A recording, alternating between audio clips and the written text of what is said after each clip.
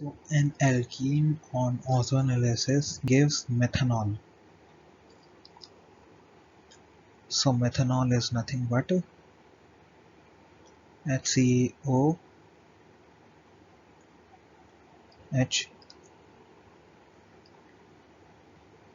So methanol is one of the product. So we have to find the alkene which will give methanol and on ozonolysis. So we will do the reaction. So when we do the reaction of this compound, we will do ozonolysis first and we will do add ZnH2. So we will get the methanol compound.